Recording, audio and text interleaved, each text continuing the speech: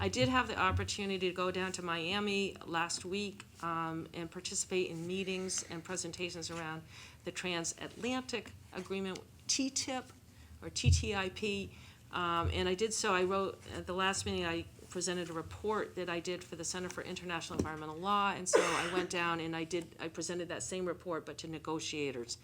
And I also had the opportunity to meet with a group of environmental and labor and other civil society groups with the chief negotiator of the agreement for the European Union. And I also separately met just myself with the chief negotiator for the USTR on the issue of regulatory issues and regulatory cooperation. So that meeting I can't really tell you about too much because as a cleared advisor I was able to actually discuss the text that the USTR has proposed. And it's really what they've done is they have proposed, basically it's a paper that has an outline of where they might go on regulatory cooperation. And they were planning to present that, or they call it table it, which means the opposite of what we mean in the Maine legislature, which means to kill it, or temporarily kill it, or pause. But to table it in a negotiation means that you are presenting it to the other side for discussion and negotiations. So my understanding is that the U.S. was going to table their proposal. I had an opportunity to see that because I'm a cleared advisor and to comment on it. I had a lot of comments, and they said, why don't we meet while we're down in Miami, and then we can talk one-on-one, which I did for almost 2 hours, including with an EPA attorney who was there as well. And while I can't be specific about it, I would just say that I found them very open to hearing the concerns about stepping on state sovereignty in the legislative process. I think they have a very different approach than the European Union does. I don't know how the European Union will react to the proposal that the U.S. negotiators put forward. I don't think it will be positive because it's just so different from what the European Union has proposed.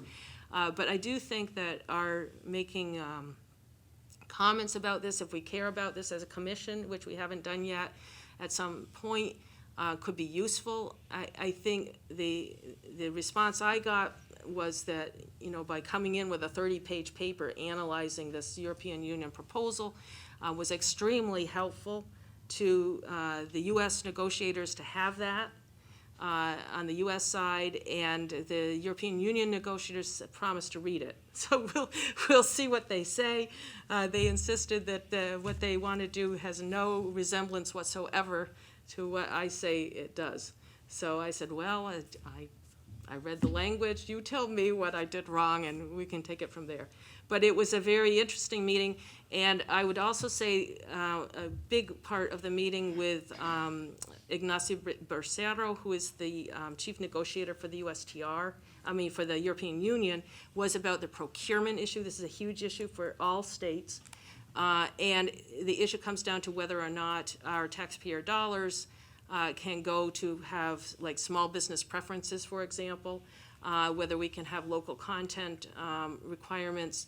And Mr. Bercero was very clear in saying he understood that now that the U.S. government cannot bind the states and that the states will have the authority to decide for themselves voluntarily whether we want to be bound by these rules.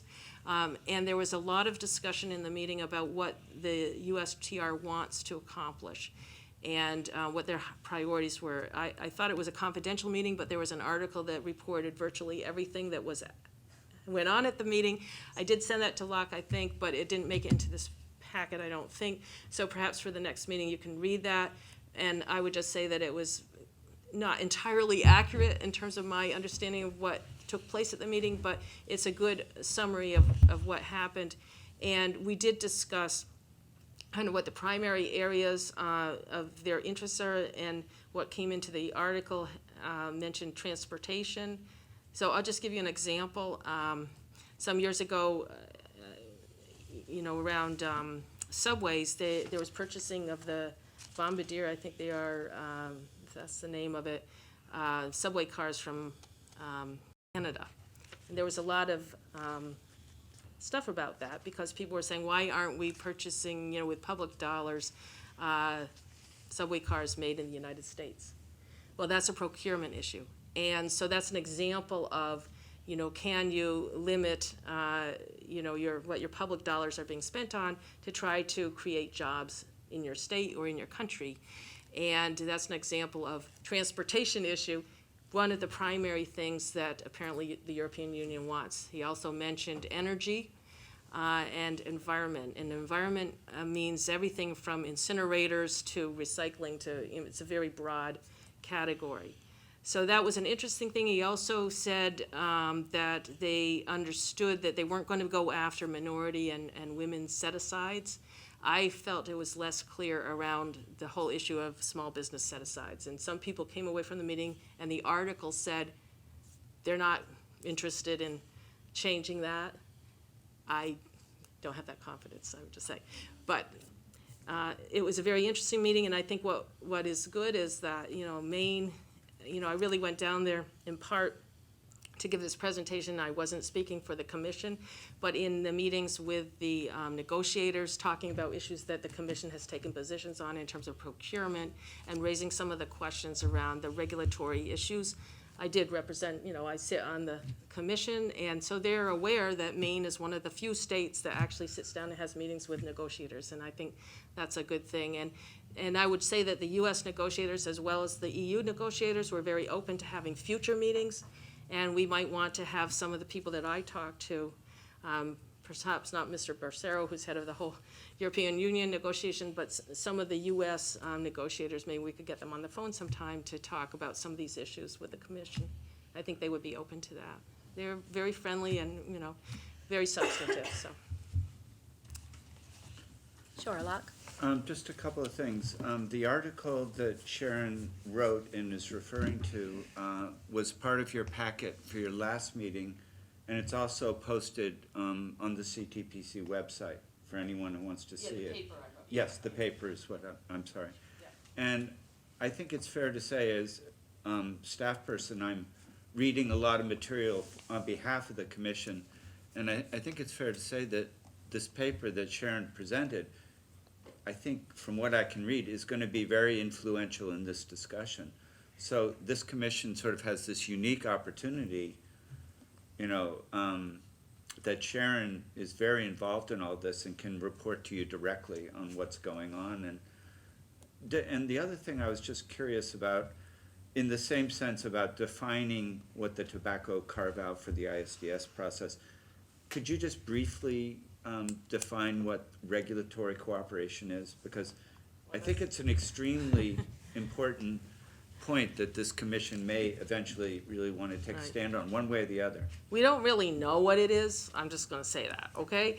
The U.S. negotiators, they like to talk about good regulatory practices and something they call regulatory coherence. And what they like to talk about a lot is notice and comment rulemaking. And we're all very familiar with that as legislators, and anybody who works in an agency or has ever, testified in rules and regulations at the state or federal level. You have public comment. It's a very transparent process. People submit their comments, then, let's say the agency decides to do a 180-degree turn and do something different. They have to come back with a new proposal, get a new round of comments. So this is something we're very familiar with. This is, to state it very broadly, how the U.S. is viewing regulatory cooperation. They would like to see those practices. And more broadly, regulatory cooperation could mean trying to harmonize rules and regulations between the European Union and the United States in a variety of ways, either saying, if we pass this law in the U.S., then it is equivalent to what's over here in the EU. That's one way of doing it, mutual recognition. Another way would be to say, well, we're going to try to merge the two rules and regulations to come out with a single standard. And there's others. And the way the European Union looks at regulatory cooperation is to say, we need an overall process to encourage, or perhaps more than encourage, this process of harmonization, mutual recognition, simplification, and all of that. And so the European Union has come out with a very extensive proposal that would establish an ongoing commission that would have a lot of authority to essentially make legislatures and regulatory agencies on both sides of the Atlantic jump through a lot of hoops before you pass a law or enact a regulation, in terms of, in many cases, seeing whether or not there's opportunities for harmonization. And this is, it's complicated. It's, my sense is it's not necessarily what the United States Trade Representative is interested in, and hasn't done it before very much.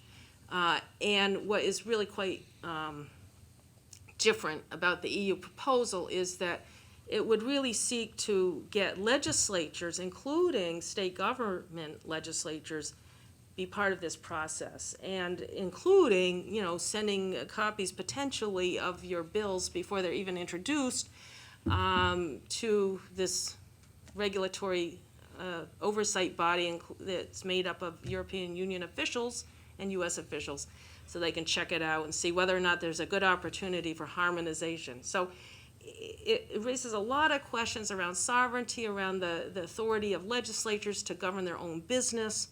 And even though the European Union is proposing that the federal government is the one they're dealing with, and the federal government will tell the states how to deal with that, I personally don't think that's going to, you know, make it any more palatable to most state legislatures and governors to have a bigger role of the federal government in telling us what rules and regulations and laws we can pass.